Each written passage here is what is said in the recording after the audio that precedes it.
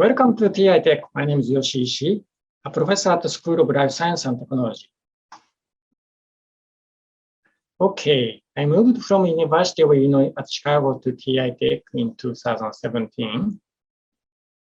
Then I also took a position at the Riken for development of ultra-high field NMR systems. So my lab at TI Tech has been working on structural studies of amyloid fibrils as well as highly toxic amyloid intermediate species. The main tool we use is solid-state NMR. For that, we actually develop new methods and apply them to biological systems, as well as advanced materials, including graphene-based systems. So namely, the research areas we cover are huge. But don't worry, we can take care of most of these systems by solid-state NMR. And in addition, we do good biology for systems associated with Alzheimer's-related proteins.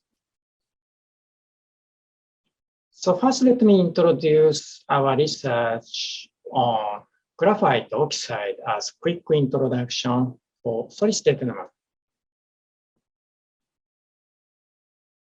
The motivation for studying this graphite oxide stems from discovery of single-sheet graphene in 2004. As you know, there's great interest in chemically modified graphene to functionalize this excellent system. So it turned out this graphite oxide is a wonderful precursor for mass production for graphene-based systems. So namely, we put this graphite oxide in water and sonicate each sheet of single sheet graphene oxide peels off, like graphene oxide.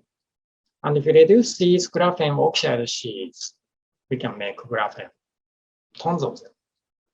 Or we can modify the surface to produce chemically modified graphene. As a result of these excellent features, graphite oxide, graphene oxide altogether have been attracting about 60,000 publications over the last 5 years. So despite the importance, there are limited methods to characterize the structure of these modified graphene, including graphite oxide. So we are promoting solid-state NMR for that purpose. So let me show you the example, one example. So this graphite oxide was synthesized 150 years ago, but even at that point, 2006, there are about handfuls of different structure models. We couldn't really know which was correct. The main difficulty is basically to identify chemical network of different oxide species and sp2. So I proposed to my collaborator, Professor Rolf at University of Texas at that time, if they can synthesize carbon-13 level graphite oxide, we can characterize the structure by solid-state.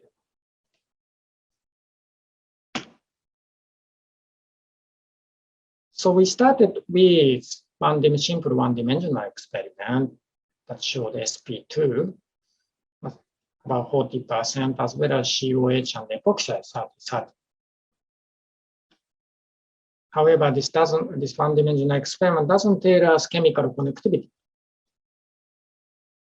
So we took advantage of carbon-13 level sample Professor Rolf provided us, and collected this two-dimensional correlation, carbon-carbon correlation, that tells us sp2 is connected to COH as well as epoxide. This COH is also interconnected with epoxide. With all the information together, we could exclude most of them. That's wonderful, except for this Raf-Klinovsky model. So because of the importance of this discovery, we actually could publish the result in Science. But soon after our publication, we were challenged with slightly modified so-called Decani model. Okay, so this Raf-Klinovsky model has 1,2 epoxide, decorated with COH. This decanine model has 1,3 epoxide, right, with COH. The mode of oxidization is slightly different. We have clustered oxidization, this is scattered oxidation. So sp2 has flat structure, retains flat structure here, but it has more like chair structure. So since the structures are kind of similar, it's difficult to distinguish them. To answer which model is correct, we basically came up with newly modified NMR spectroscopy, single quantum, double quantum, carbon-carbon correlation. So I don't go into detail, but again, we have basically very nice resolution that tell us the sp2 has basically two species. One is connected to COH as well as another one is connected to oxide. Okay, so two sp2 species connected and COH and oxide connected. And then what we did is basically to produce a structure model and perform geometry optimization. And it turned out both models are stable.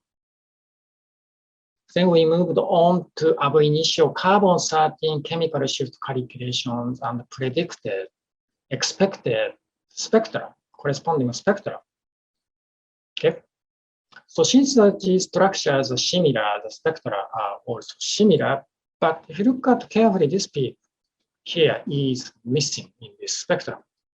So that let us exclude this model. Confirming this rough clean scheme model is actually a correct model for graphene oxide and graphite oxide, which have now huge impact on graphene-based system. Next, let me explain amyloid beta system associated with Alzheimer's. In Alzheimer's, there are basically two hallmarks. One is amyloid plaque, which actually deposits outside neurons. Another one is neurofibrillar tangle, which actually deposits inside the neurons. The main component of this tangle, neurofibrillar tangle, is tau protein, microtubule protein. And main component, this amyloid plaque, is amyloid beta, which actually deposits like fibrin-like aggregates. And the recent study basically indicated there's cascade in Alzheimer's. So basically, amyloid beta misfolding takes place first, and then this is followed by tau misfolding.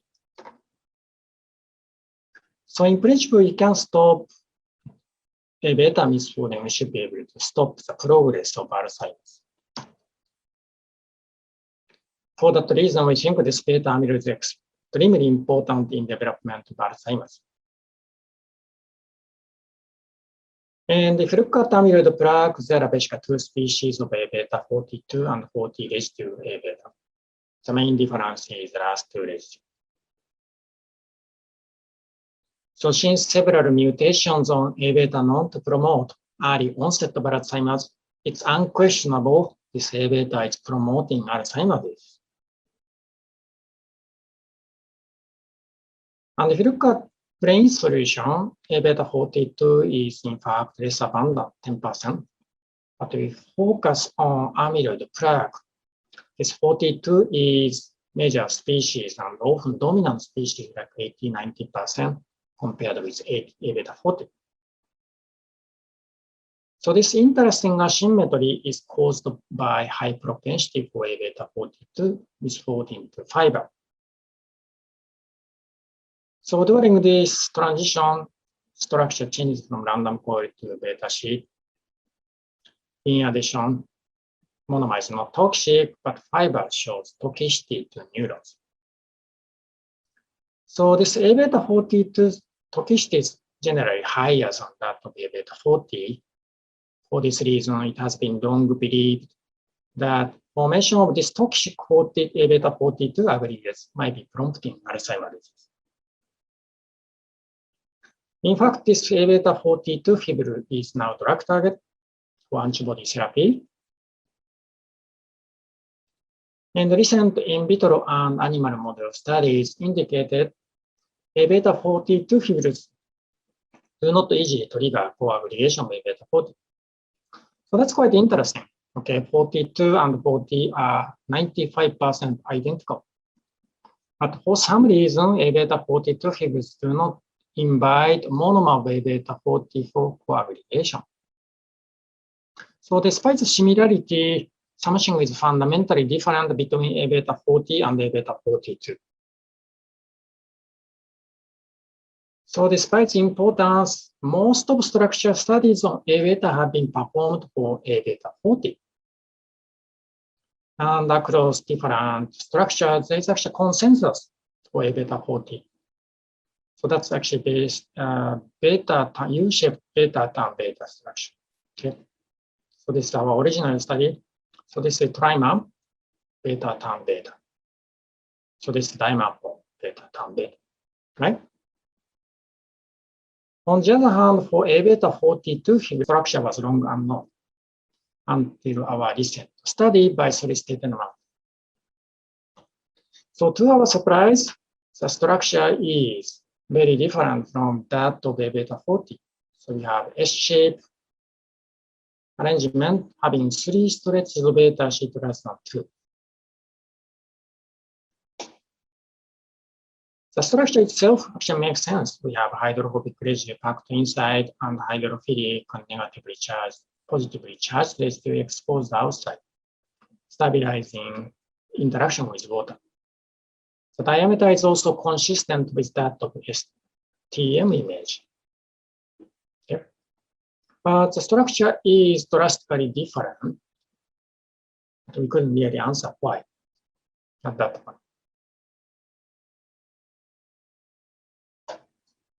So I struggled for 2-3 months to figure out what's going on. And at that point, when I was looking at the structure, there is actually an answer in the structure. Okay. The important point is this 41-42 ratio. 41 and 42. 42 is alanine. So normally neutral amino acid, but this negatively charged because of carboxyl terminal group. So this is actually forming salt bridge with amine group or lysine 28, stabilizing the shape. In contrast, in some of A beta 40 fibril, this K28 is forming salt bridge with D23. So by adding to the last 2 residue, K28 flips outside, stabilizing this shape with this salt bridge clipping. So this explains why the last 2 residue matter. As you know, the structure is responsible for protein function. Structure difference means considerably different functions. So with that structure, we could explain fundamental difference between A beta 42 and A beta 40. The story didn't end here, and soon after, two top group in solid state at MIT and ETH claim they discovered new structures. So this is a structure from MIT, reversed shape. So we looked at their structure, and they structured alanine 42 and lysine 28, phenylalanine 19, and phenylalanine 20 packed inside. And flip this in this way, the structures nearly identical. So this made my students very happy because both MIT group and ETH group confirmed our structure is correct. So my next question is this the only structure for A beta 42 figure? The answer is actually no. As I will show you later, we have actually the handful of different structure from A beta 42 figures coming from brain. So next, let me talk about structure conversion from spherical amyloid intermediate fiber. So more recent studies indicate somewhere between monomer and fiber, there are spherical intermediate species made of A beta. Quite interestingly, these intermediate species exhibit much higher toxicity than fibers, right?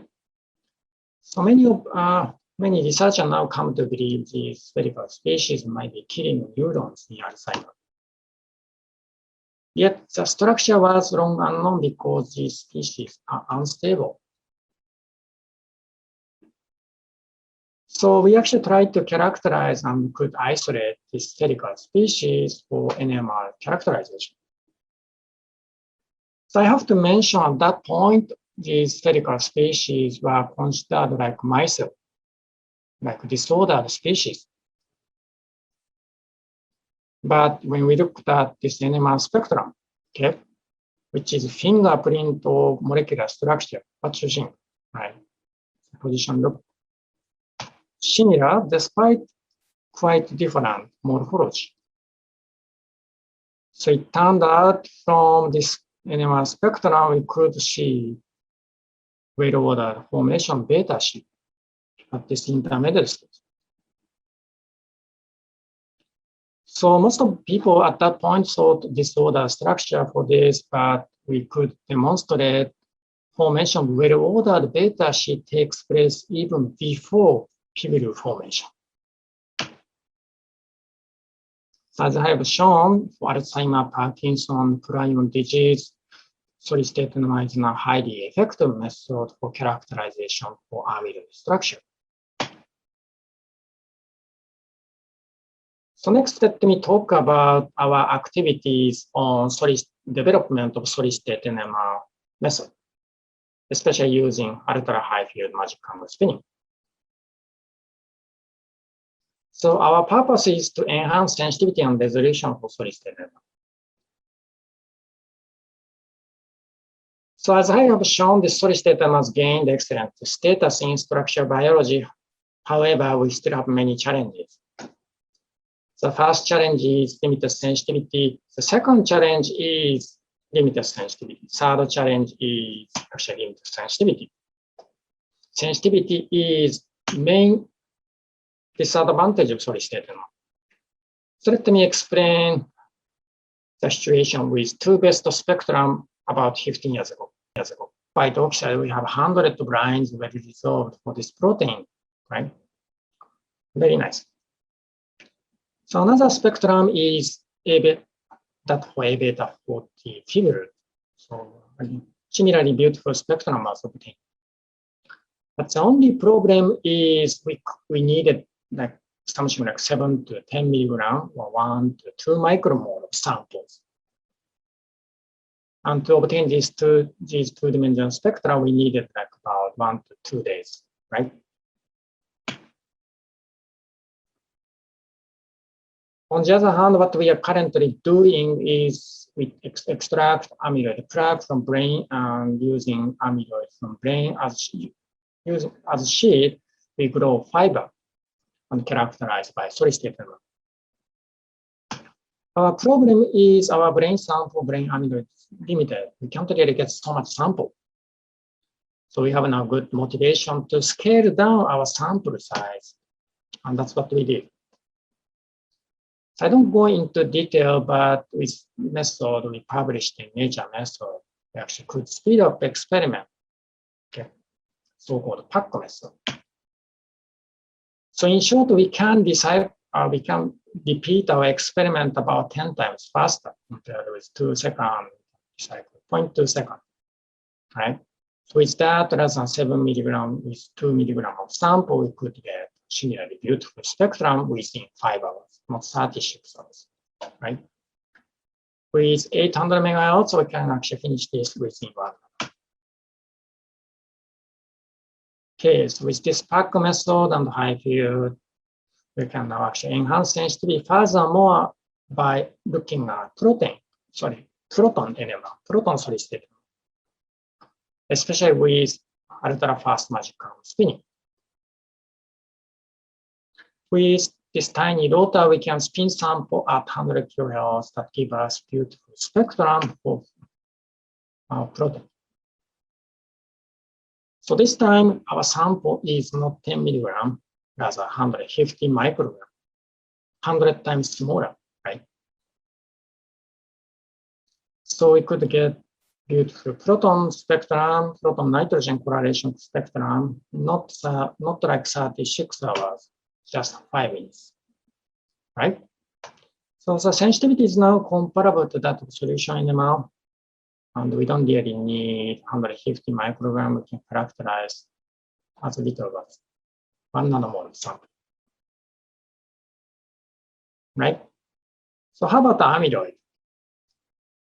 So with 150 microgram, we can get this beautiful spectrum for selective isotope level sample in S shape in 30 seconds. So with this kind of sensitivity, we can now challenge with brain-derived amyloid. So the spectrum was obtained within 9 minutes, not like 36 hours, right? The most important finding is we can actually see the major difference in the spectrum. Again, these are fingerprint of molecular structure. So that means amyloid from brain seems to have 2 major forms, this one. So both of them are different from S-shaped A-beta 42 fibril. Okay. So we could find new polymorph or new conformers for A-beta 42 fibril from patients. So one more thing, we don't actually need 150 micrograms from brain sample. So we used only 20 nanogram using a seed and glue fibril to characterize this. Sorry, okay. So let me summarize. With trace amount of brain amyloid, we can now characterize structural difference. So this big structural difference by solicited.